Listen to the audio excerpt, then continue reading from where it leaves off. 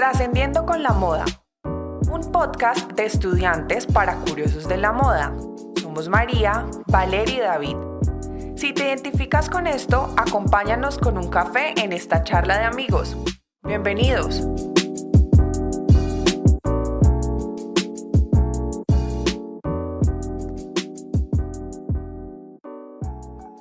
Hola, ¿cómo están? Bienvenidos a nuestro segundo episodio del podcast Trascendiendo con la Moda. Soy María, la mayor del grupo. Me dicen María o Isa para que ustedes se vayan identificando. Conmigo están Vale, David y el profe. ¿Cómo están? Hola, bien. ¿Y ustedes cómo están? Hola Vale, hola Isa, hola Raúl. Pues bueno, me presento. Yo soy David, el que trae el flow al podcast. Tan chistoso. Y el día de hoy tenemos otra vez de compañía a nuestro tutor, el profe Raúl. ¿Cómo está, profe? Gracias, David, por la introducción. Nada de flow en este podcast hasta ahorita. Poco flow, la verdad. No me lo dejan mostrar. Pero bueno, Valeria, un placer estar aquí en su compañía. Lo mismo le digo a María Isabel. Hoy vamos a tocar el tema del observatorio. Sí, esta fase número 2, observatorio. Y aquí ustedes como grupo debían de identificar una población de interés. En este proyecto, la población de interés es el narrador. Son la fuente de las historias, de los sucesos, de las experiencias que tendrán ustedes que transformar a través de la narrativa textil y llevarlas a un producto indumentario o a un conjunto de productos indumentarios, para ser más precisos, no sin antes pasarse por alto el que deben de diseñar sus bases textiles antes de producir esos conjuntos de prendas, ¿no? ¿Estamos? Correcto. Sí, profe, una. Bueno, pero entonces la población de interés es fundamental. Aquí es donde ustedes, como dice el título de la ficha, observatorio, van a observar o van a aplicar mejor diferentes técnicas para la recolección de datos, ¿sí? Y obtener la información que necesitan, es decir, las historias, los hechos, los sucesos que vivieron estas personas durante el paro nacional, ¿sí? Que se dio o que tuvo como fecha de inicio el 28 de abril del 2021. ¿Sí? Sí, generalmente nosotros ya llevamos este paso que acaba de decir el profesor con mi grupo, que somos Isa, Vale y Marcela. Ella no nos acompaña. Ya llevamos este observatorio adelantado, se podría decir. Ya tenemos nuestro plan de interés y nuestra población de estudio, que la verdad ha sido bastante fructífera para nosotros. Hablemos un poco de la población de estudio, ¿sí? Este grupo, ¿a quiénes eligieron? ¿Cómo los escogieron? ¿Qué caracterización hicieron? Y después les voy a preguntar qué técnicas utilizaron para la recolección de datos. Listo, profe. Yo creo que, no sé, para nosotros fue fácil, la verdad. Porque, pues, allí de primera mano estaba mi esposo y la mamá de Vale, que son, pues, mi esposo se dedica al sector gastronómico y la mamá de Valeria se dedica a, pues, está en el sector de la moda, venden ropa. Es una empresa grande de ropa aquí en Cali. Entonces, digamos que ahí de primera mano teníamos los empresarios. Nosotros hablamos empresarios en términos generales porque pues sabemos que muchos tuvieron una afectación real y directa durante este tiempo. Pero yo creo que lo más bacano de esto, si estamos hablando de narrativa textil y memoria histórica y que eso es un instrumento, un proceso que utilizan las personas para mostrar su vivencia particular o cosas que ellos han podido como que atestiguar, ¿por qué nosotros no utilizar digamos que esto que teníamos a la mano, que eran estas personas que nos podían decir y también nosotros podíamos de primera mano, otra vez digo, decir y narrar y relatar como observadores lo que ellos estaban viviendo o lo que vivieron durante un tiempo. O lo que vivimos. ¿Por Sí. por qué empresarios? ¿Por qué no escoger la gente de primera línea? ¿Por qué no escoger a las mamás de la primera línea? ¿Por qué no escoger a la señora que estaba recién salida del hospital y le tocó vivirse o chuparse los gases de las protestas que arrojaba el SMAT? ¿Por qué empresarios, Valeria? Porque en parte fue lo que vivimos.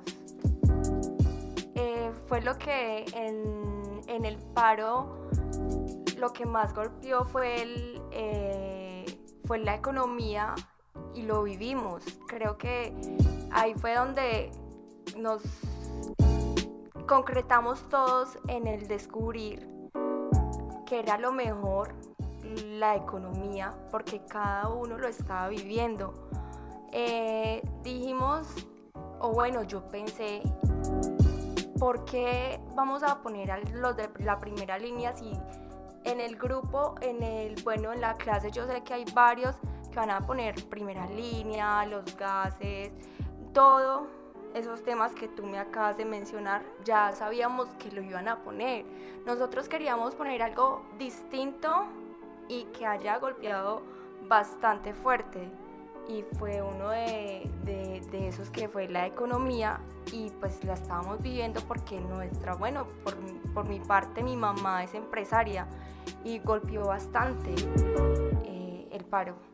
Yo creo que también una de las, digamos que de los motivos o de las causas que nos hizo a nosotros buscar este grupo o magnificar esta problemática, porque yo creo que era evidente, no sé si todos lo vivieron o digamos que pues yo no puedo decir evidente porque cada persona de pronto lo ve desde su punto de vista, como decías, para alguien es más relevante esas personas de primera línea, pero yo siento que una ciudad como Cali se mueve con los empresarios. O sea, la principal fuente de ingresos no son las multinacionales, son las medianas y pequeñas empresas o microempresas que están ahí poniéndole la cara a la ciudad porque muchas veces no han encontrado un respaldo del gobierno y ellos dicen, no, pues me pongo los pantalones y empiezo yo a hacer una mejor ciudad, ok, y lo veo por lo menos con mi esposo y digo, pues pucha, ese es un empresario que de verdad piensa en la ciudad y que muchas veces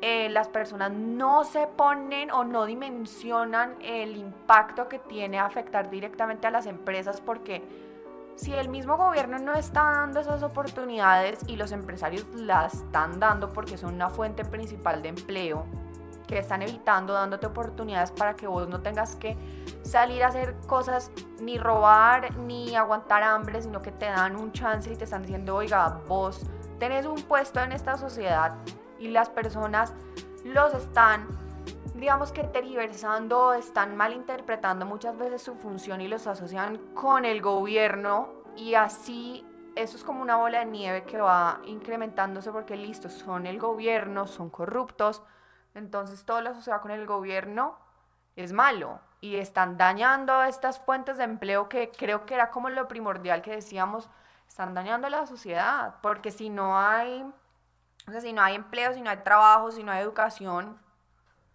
que eso todo se consigue como a través de estas alternativas de empleo, porque en una casa si la persona que provee no tiene cómo decirle a sus hijos, oiga, se acabó mi trabajo y no le puedo pagar a ustedes del estudio, se acaban las alternativas, y para mí eso es como el declive y el punto de inflexión en cuando una sociedad empieza a inclinarse hacia la delincuencia y hacer actos que no son correctos.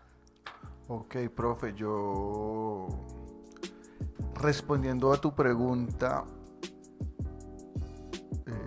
digo que concuerdo con lo que dijeron mis compañeras, pero también añado que creo que fue la mejor manera de poder concretar un solo objetivo con todos los puntos de vista que había, porque lo primero que pensamos fue, la mayoría de personas va a colocar primera línea, policías, estudiantes, ESMAD, aquí, allá, periodistas, mujeres agredidas, mujeres abusadas.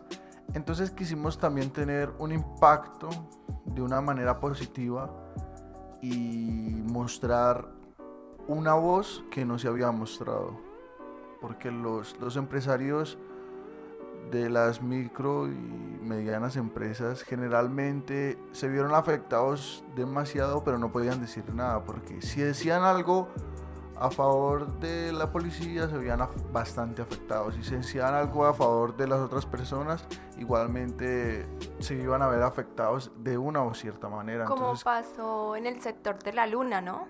O en el hotel de la Luna, que lo que escuché era el hotel de la Luna estaba hospedando a los policías o a los del SMAT. Entonces, en parte fue también lo que estás diciendo. La Luna es un barrio de la ciudad de Cali, para los que nos estén escuchando y no estén aquí. Que fue bastante golpeado por la delincuencia, o bueno, por los de la primera línea.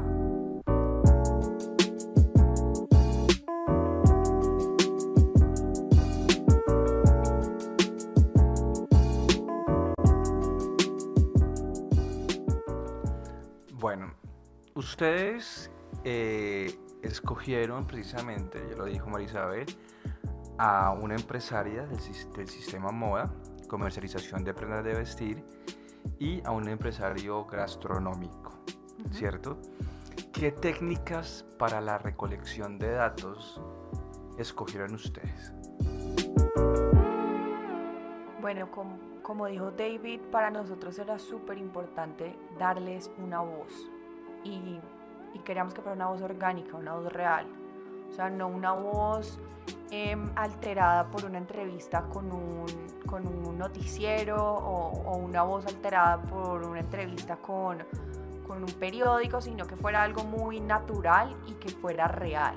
Para nosotros eso era lo más importante. Entonces, en ese sentido, estábamos buscando diferentes alternativas que pudieran plasmar eso de manera real, pero también asertiva. Entonces, consideramos la entrevista no estructurada como nuestro mecanismo más idóneo, porque es una conversación, una charla en la que de manera súper espontánea estas personas van narrando y van contando sus vivencias, que era nuestro objetivo, que ellos pudieran relatar lo que habían vivido y que pudieran dar ese tinte como de realidad y de veracidad que faltaba, porque lo que encontrábamos eran encuestas, estadísticas, números, pero no era algo como, oiga, me pasó esto, viví esto, ajá. Y lo más agradable, creo, que cogimos una entrevista muy informal, se podría decir la palabra, o no estructurada, creo que es más técnica la palabra. Y no es que yo sea el mejor, pero sí mejor entrevistador que mejor periodista que J. Mario. Salió usted, ¿no? Sí, no, sí, la verdad. Yo creo que David no es el de más flow, sino el de los chistes más huesos del mundo. No, Chistes más malos. eso es mentira. Hay que pedirle a Joseph y a Miguel que nos pongan en producción risas allá atrás y No, como no. aplausos. No, Para ella- que no se sienta ese vacío de tan incómodo, ¿no? es Ese que, silencio incómodo. es que yo hago que las almas sonrían. Bueno, David, lo pueden encontrar en redes sociales también, ¿no? El caso es que, María Isabel, ¿cuál fue la estructura que ustedes crearon previamente para poder desarrollar esa entrevista no estructurada? Profe, entonces, dentro de las asignaciones que nos diste había un observatorio 1 en el que nosotros, como bien dice, teníamos que observar y teníamos que ser muy diligentes en las preguntas que íbamos a lanzar dentro de la entrevista, porque a pesar de que no es estructurada y se podría decir que es una entrevista informal, como lo dijo David, porque es como una charla, uno sí tiene que tener claros los puntos que va a tratar, porque no se te puede ir por la tangente ni se te puede como empezar a expandir y expandir como la narración sin tener unos puntos concretos en los que nos vamos a mover. O sea, tiene que haber como unos puntos centrales dentro de los que va a oscilar esa conversación para que podamos obtener las respuestas que queremos y que se pueda transmitir efectivamente los puntos y las problemáticas que queremos relucir dentro de nuestro proyecto. ¿Dónde se llevó a cabo la entrevista de la empresaria del Sistema Moda? En la tienda del norte. De ella. Sí. ¿Y cómo registraron los datos? Es decir, ¿ustedes tenían un diario, tenían una videograbadora o filmaron la entrevista? ¿Qué hicieron? Grabamos y tomamos fotos. ¿Y qué pasaba con ese audio después? ¿Qué hacían con él?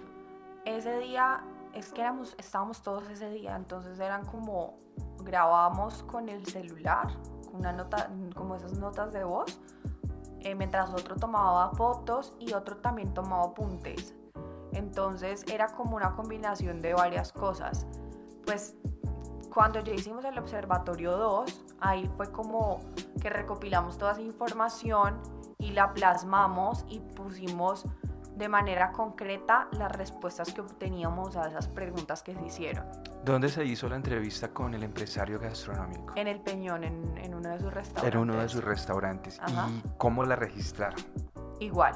De la misma manera. Sí, teníamos el mismo mecanismo porque queríamos ser precavidos de que, digamos que si la grabación fallaba, sí teníamos que tener unos apuntes o unas notas de donde, digamos que obtener información eventualmente. Una de las técnicas para la recolección de datos es la observación. Tenemos observación participante y tenemos observación no participante, así como observación estructurada y observación no estructurada. Ustedes me cuentan que tienen un vínculo con esas personas. Por un lado es tu mamá y por otro lado es tu esposo. Es decir, ustedes conviven con ellos, digamos, una gran parte del día y durante la semana pues también. ¿Por qué no aplicar la observación? Inicialmente la íbamos a aplicar, pero algo que tiene que quedar, y creo que nos quedó como muy claro, es que tiene que ser imparcial, ¿no? Un observatorio no tiene ningún tipo de apreciación, ni puede tener digamos que tu forma de pensar inmersa dentro de lo que se está haciendo, sino que tiene que ser muy neutral. Y creo que fue algo como que nos movió tanto que cuando estábamos haciéndolo de pronto se perdía esa neutralidad, porque fue algo tan cosa que movió fibras a cada uno de nosotros, por lo menos yo poder observar y ver a mi esposo en esa crisis todos los días, pues yo no iba a ser imparcial. Y creíamos que sí iba a dar una mirada muy orgánica, pero en últimas no estábamos siendo parciales, entonces se estaba perdiendo el objetivo, que era mostrar una información tal cual la habíamos recolectado. ¿Vos sentías que se desvirtuaba la figura del investigador ahí? Sí. Porque estaban ya involucrados ustedes sentimental y emocionalmente. Sí. Bastante, claro. Claro, pues en parte, y fue como ¿cómo le podría decir? Como una... pues digamos que en parte era necesario no estar en esa entrevista, por lo que acaba de decir Isa, era los sentimientos que teníamos ahí en esos problemas. Obviamente yo estaba de observadora en la tienda, bueno, en la entrevista, perdón. Y obviamente yo decía, mientras hablaba ella, yo decía, no, pues que yo no le puedo preguntar porque, o bueno, yo estaba por decir, no, mira, pero esto pasó así, fue fuerte, fue duro, no podía hacerlo porque era un proyecto, era algo muy imparcial, o sea. Porque eras la investigadora en ese momento. Claro, no podía hacerlo porque no se veía bien para el público. Como tú lo dijiste, creo que no era neutral. Exacto, y tenía que ser. ¿Qué les dejó a ustedes ese proceso con su narrador? Ya saquemos de un lado el que es tu mamá, el que es tu esposo, ¿sí? ¿Qué les dejó a ustedes como investigadoras ese proceso, esta herramienta? Piénsenlo así, ¿fue útil o no fue útil el primero estructurar identificar la población de estudio? ¿Fue útil saber qué técnicas hay? ¿Fue útil aplicarlas? ¿Cómo lo vivieron ustedes y qué les dejó esta experiencia en esta etapa del proyecto? Uy, a mí me pareció supremamente útil.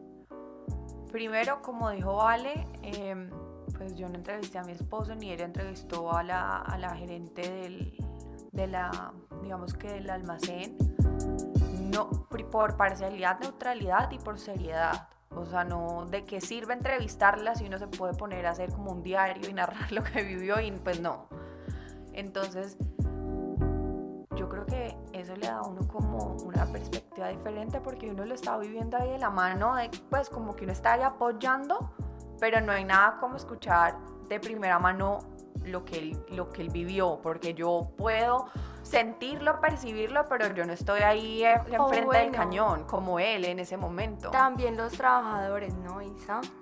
Claro. Lo fuerte fue los medios de transporte, cómo se transportaban ellos para llegar al trabajo. Eso también fue un golpe bastante fuerte.